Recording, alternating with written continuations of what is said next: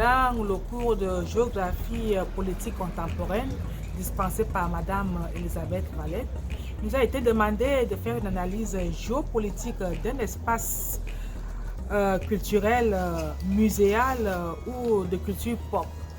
En ce qui me concerne, moi j'ai choisi de vous parler de la vieille gare de Saint-Jérôme. Pourquoi est-ce que j'ai choisi de vous parler de ce lieu? Pourquoi avoir choisi la vieille gare de Saint-Jérôme? Parce que c'est un espace qui est rempli de souvenirs historiques. C'est un espace qui a un intérêt vraiment très important et historique dans la localité de Saint-Jérôme. Parce que c'est ici d'où est vraiment né le développement de la ville de Saint-Jérôme. Quand je parle de développement, je parle de développement en termes industriels et de développement économique. Pourquoi j'ai encore choisi la vieille gare de Saint-Jérôme? C'est parce que c'est un lieu centenaire. 123 années, c'est vraiment un lieu historique dans la localité de Laurentides. Le plan de présentation de cette vidéo s'articulera autour de 4 points. Le premier point, ce sera la situation géographique de la ville de Saint-Jérôme, de la vieille gare de Saint-Jérôme. On va s'atteler à faire sa description, son emplacement et son statut. Le deuxième point analysera les informations historiques de la vieille gare. Le troisième point présentera les éléments caractéristiques de la vieille gare de Saint-Jérôme. Et le quatrième point, ça sera de présenter sa valeur patrimoniale. Alors, pour le premier point, la vieille gare se trouve dans la région de Laurentides, dans la municipalité de Saint-Jérôme, au 45e degré de latitude et moins 114 degrés de longitude nord. Elle est située en bordure d'un parc linéaire à proximité de la rivière du Nord, dans le secteur historique de la vieille gare de Saint-Jérôme. Son emplacement et l'adresse postale est 100 place de la gare de Saint-Jérôme. La vieille gare de Saint-Jérôme est une installation d'accueil construite en 1897. L'édifice en pierre de plan rectangulaire et à un étage et demi. Il est coiffé d'un toit à croûte percée de longues lucarnes rampantes. Ses murs sont protégés par de larges avant-toits supportés par des consoles. Une saillie est adossée à un des longs pans. Ce bien est cité immeuble patrimonial inscrit au répertoire du patrimoine culturel du Québec en 2005. C'était bien en 2005.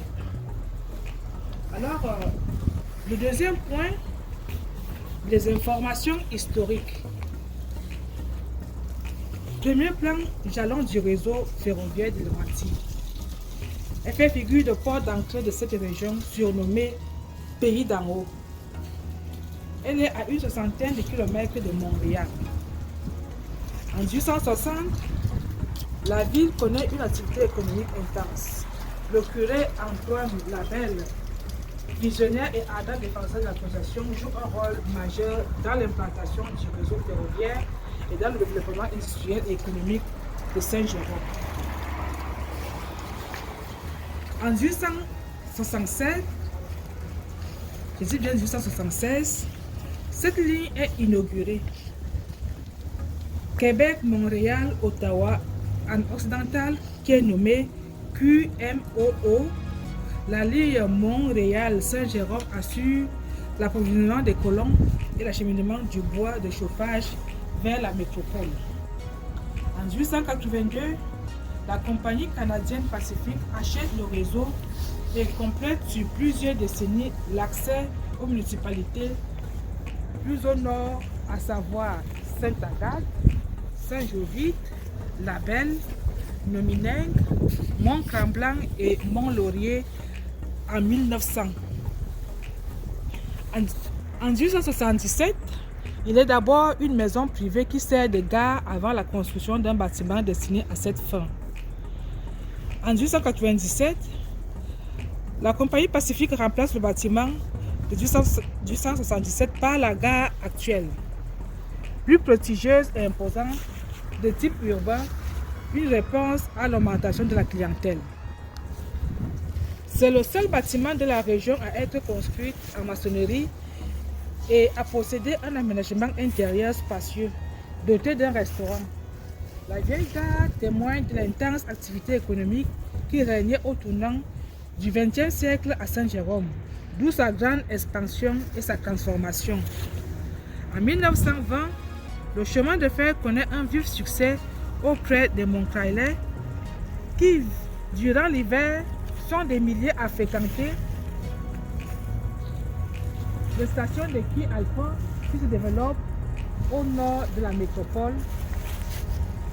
Et en été, ce sont les lacs et les rivières du nord qui retiennent leur attention. Dans les années 1950, l'expansion du réseau routier, l'autoroute 50 se termine dans les années 1970, entraîne le déclin du chemin de fer. En 1976, la compagnie Pacifique met fin à ses activités de transport des passagers. À cause de la pression populaire, la compagnie et la Corporation de développement des Laurentides CPL et l'Association touristique des Laurentides ATL remettent en service le petit train du Nord, offrant ainsi le service passager durant les fins de semaine. En 1981, la CP abandonne, qui veut dire Compagnie Pacifique, abandonne définitivement le réseau. Un mouvement de sauvegarde et de conservation des gares voit le jour dans les Laurentides. En 1986, un projet de réseau muséal est lancé. La Corporation des gares des Laurentides milite pour la conservation patrimoniale, pour la conservation du patrimoine ferroviaire. En 1996, elle participe à la création et l'inauguration du parc linéaire du Petit Train du Nord, ainsi qu'à l'organisation d'un réseau muséal des gares. En 1997, la vieille gare de Saint-Jérôme est rénovée et constitue un pôle récréatif majeur pour la région. Administrée par la ville, elle abrite une salle multifonctionnelle pouvant servir à différents événements. Durant la saison estivale, un bureau d'information touristique y est ouvert et la Société d'histoire des Laurentides anime un kiosque. Nous passons maintenant à notre troisième point, les éléments caractéristiques de la vieille gare de Saint-Jérôme. Les éléments caractéristiques de la vieille gare de Saint-Jérôme liés à leur valeur historique et architecturelle comprennent sa situation en bordure du parc du Petit Train du Nord et à proximité de la rivière du Nord. Sa localisation au cœur du secteur touristique de la vieille gare de Saint-Jérôme, à proximité de la cathédrale et du presbytère. Son volume, dont ses grandes dimensions, son plan rectangulaire, l'élévation d'un étage et demi, la haute toiture à croûte, les avant-toits débordants, la saillie d'un des longs pans. Ces matériaux dont la maçonnerie est en pierre calcaire, élévation, bandeau, cheminée, les éléments architecturaux en bois, ouverture, ornementation.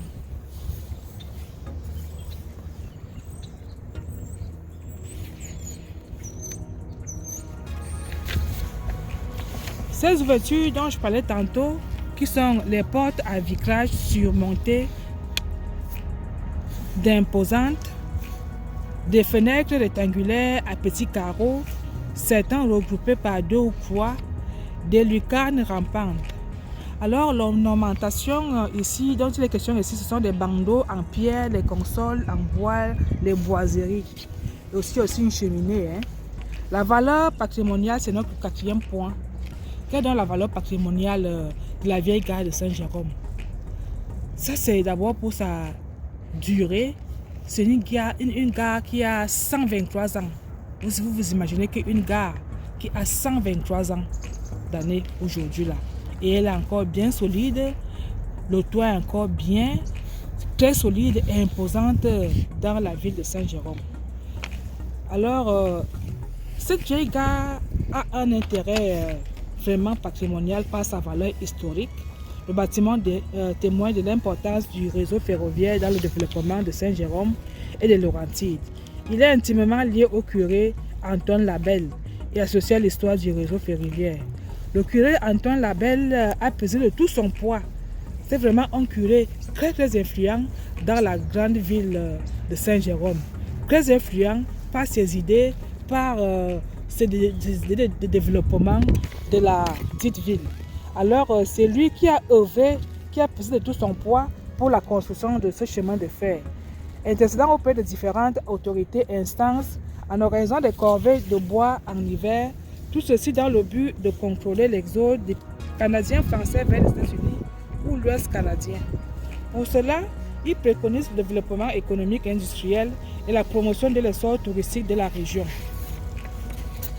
Alors, tous ces éléments-là que je vous ai parlé dans ce court vidéo-là, j'ai pris des sources dans le site internet de la ville de Saint-Jérôme. J'ai aussi lu la Commission des lieux des monuments historiques du Canada, le rapport de gare ferroviaire, le volume 3, paru en 1995. Et j'ai aussi fait de petites recherches sur le ministère des Affaires culturelles du Québec. Puis quelques éléments, l'analyse typologique de sélection du Québec, ministère des Affaires culturelles, qui a été écrit par Ruel Anglais et Barbara Salomon de French Beck, qui s'intitule Les gares de chemin de fer au Québec, analyse typologique et sélection.